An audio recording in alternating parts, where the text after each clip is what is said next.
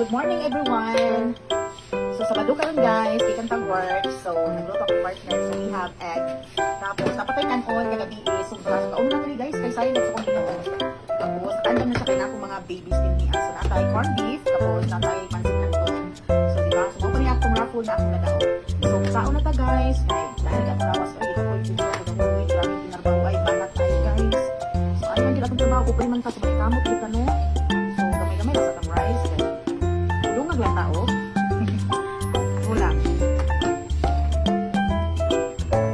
Nagkapinali ko kanina, nagkauna ko og tinapay. So that's not enough.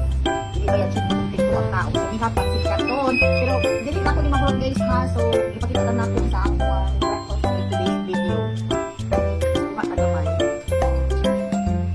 So ani ang live sa Davao guys. Para kanang dili ako para sa bukid sa bukid na kuatong area dito.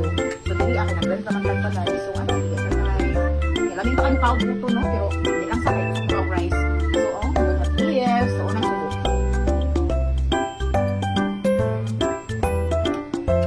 Ano lagi na ako am? Ano na? For the club.